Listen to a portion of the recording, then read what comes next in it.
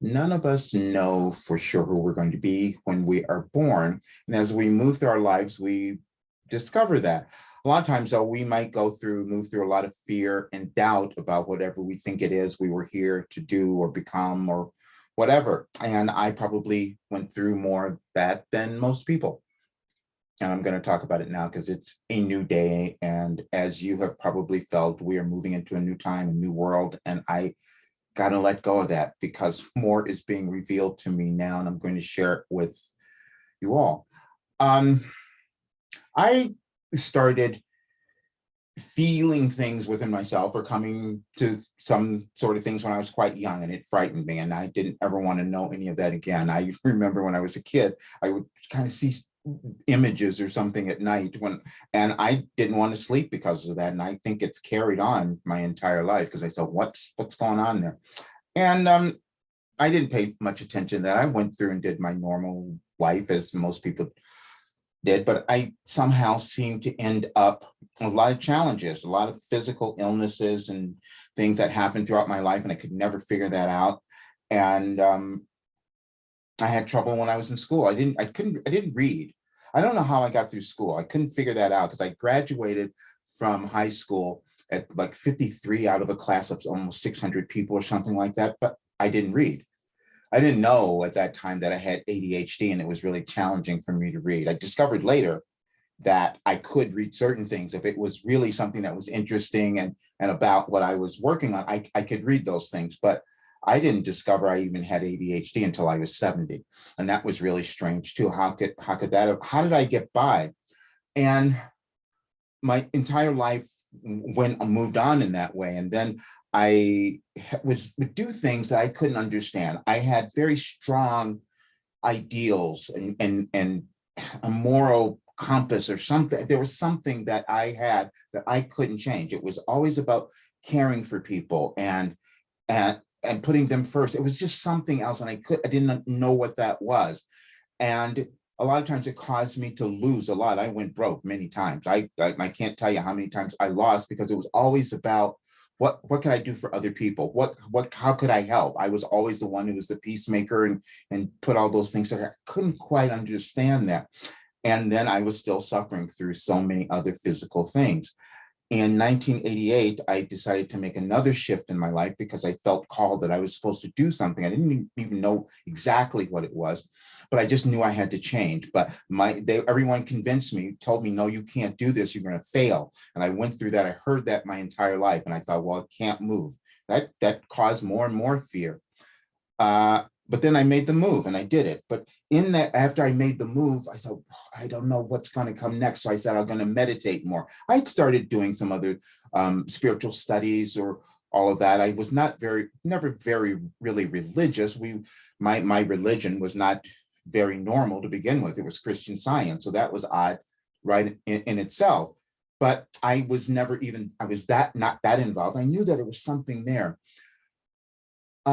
So then when in 1988, I decided I'm going to sit down and try this automatic writing thing and see what happens. Because I read something about it, as I talked about this before. I thought, well, I'm desperate, so let me try anything. And as I started doing it, I started receiving information. Made no sense to me.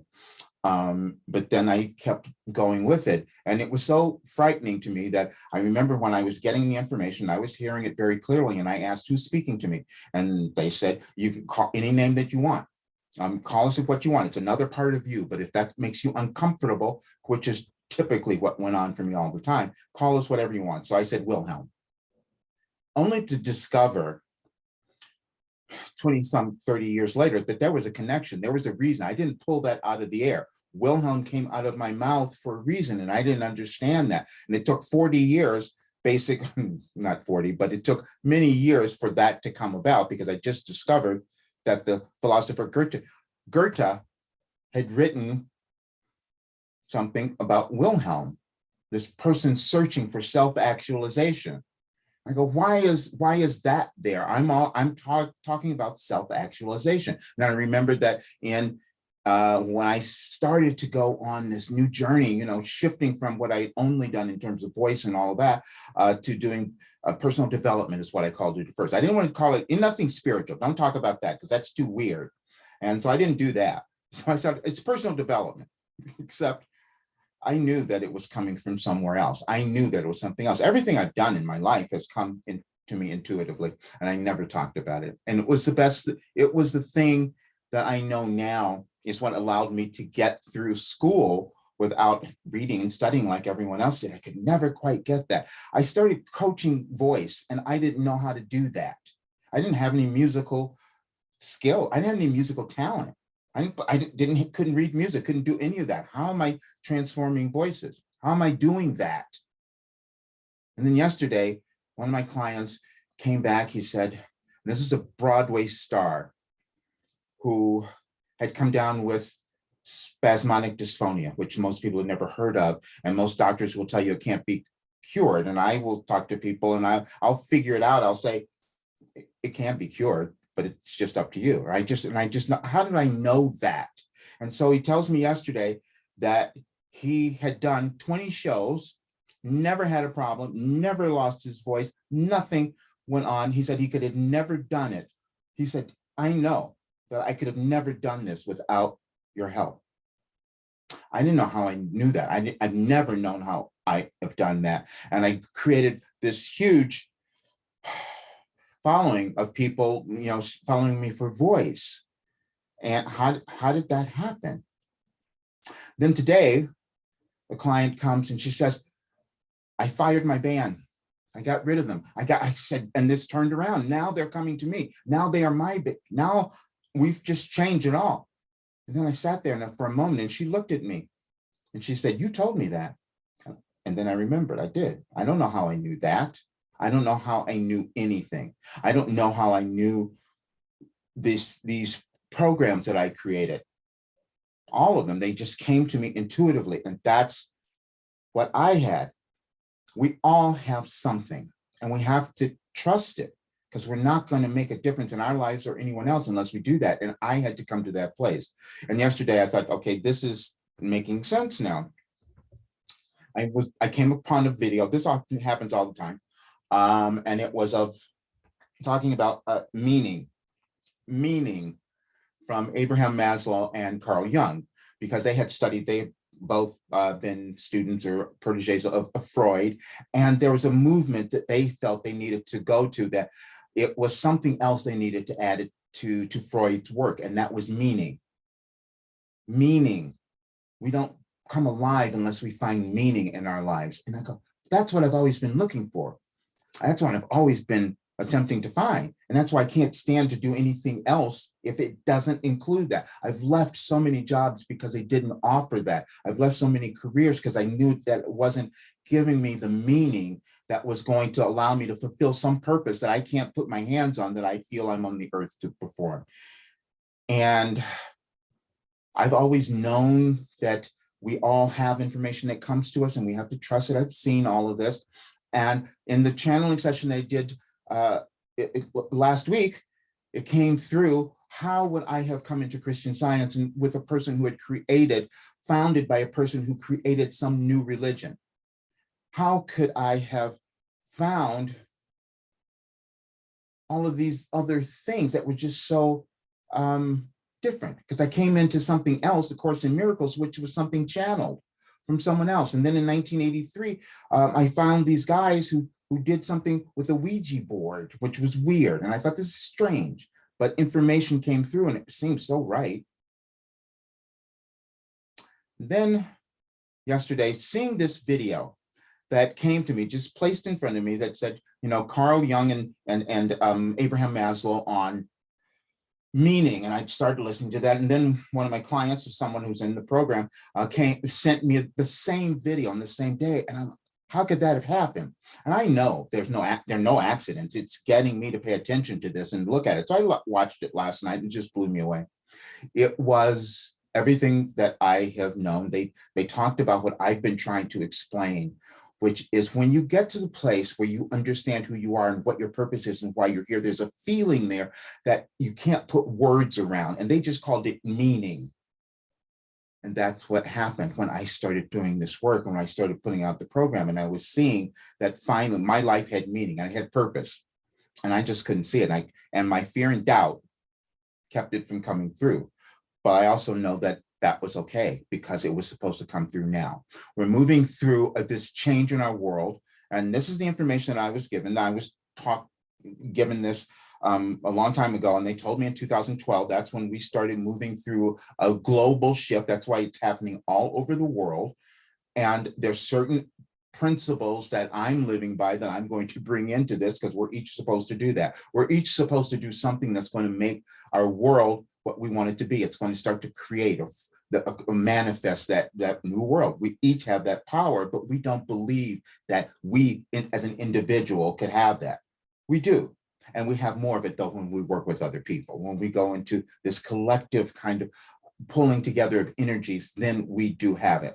So I went back and I remembered now that I had been carrying around, and I didn't know why. I do this all the time. You have to understand, I have not read any of these people. This has gone on my entire life. I've not read Maslow or Young, none of them. I didn't study them, I didn't read them, and all of that. And then it becomes so freaky because when I look at the information that comes through, it matches up so perfectly. And we all are doing that. That's why this morning my message was, you were giving something new. Each of us was given something new, meaning we're supposed to take information. We're not the other people, but we're supposed to take those information from people who came before, utilize it to bring it into the world, to allow the world to evolve. That's what we're all doing. And I always said, I don't see any difference in that with any people. That's just the person that I've always been. I never understood why I was like that, but that's how I've always been. It's never been any different. And there's certain things that are very important. And I thought I'd pull up Maslow's 12 characteristics, and because it made sense to me now, I started to see that these are all the things that I had been striving for, that are all in my programs, and that I had received an information that I didn't know I was doing that. I had no idea that that's what was happening, but here they are. And of the 12 characteristics of a self-actualized person. Self-actualized people embrace the unknown and the ambiguous. Well, gee, I've really done that. They accept themselves together with all of their flaws. I've done that all the time. That's why I talk about it all the time. My clients know, I bring it up. I'm so transparent with that. They prioritize and enjoy the journey, not just the destination. That's obviously true for me. While they are inherently unconventional, they do not seek to shock or disturb. I was always keeping the peace. I hold myself back a lot because I still trying to find the words to speak about something that I know is out there, but I don't want to make it upset. Cause people to be upset because I have to cause healing in the world. I'm still working through that one. Okay. They are motivated by growth, not by satisfaction of needs. I talked about that. That's why I went broke all the time. I didn't care. I wanted to see others grow, me, and I knew that that was a part of it. Anyway, okay. Self-actualized people have purpose. My purpose is to see people evolve, because I know that if we do that, the world changes. And watching our world the last 5 years has been really challenging and difficult and horrible for me. Let's just say that. Okay. They are not troubled by the small things. And I know people get freaked out while I just kind of go over things, and my clients have noticed that. Self-actualized people are grateful. Always. That's why I always talk to my clients. I notice what they're giving me just by seeing what's happening. They share deep relationship with a few, but also identification and affection towards the entire human race. I have very few friends. I talk to a couple of people. I don't have many friends. People think I'm out there doing all these things. I'm introverted. I've never done that. I just care about the human race. I care about us all progressing. I never completely understood that, but I've been that person my entire life. Self-actualized people are humble. And I've been that to a fault. And I've had so many coaches and mentors tell me, you don't appreciate yourself. You never charge enough money. You don't do, and I've done it. It was more important for me to give something. That's who I've been. Okay. self-actualized people resist enculturation. Oh, wow. Yeah, I've always done that. And it's been a problem. It was a problem with my family too when I was growing up. I couldn't fit into things. I always thought there was something more. I did it when I did the channeling session last Wednesday. I mentioned some last Saturday. Something came out about Jesus, and I said, and Wilhelm said, "Well, you've had so many more before that." And Jesus was a great person and a movement, a time in our evolution, but there were many more before that. And they told me I have memory that goes back. I have this ancient memory. I didn't understand that until I did. So despite all of this, self-actualized people are not perfect. I am so far from perfect. It isn't funny. However, I'm getting closer. And now I'm going to let go of the fear and doubt. I'm not going to doubt that anymore. And whoever comes with me, we will go on this journey. The idea is this: the best. I have a lot more study to do on this, but let me just say this. What I know from the studies of Jung and of Maslow is that they cared more for what is the legacy? What are we going to leave? What difference are we going to make? Is it just for us? Is it just a selfish thing we're going to do, or are we going to do more? And right now, more of us are asking that question. And I did that yesterday, and many of you probably saw this. The message that came through yesterday, your moral compass will guide your life now. I know that was talking to me, but everyone else too, because that's why the world looks a little crazy as it does right now, because not enough of us have been willing to let go of our fear and doubt and own why we're here and make a difference. So I'm going to do that.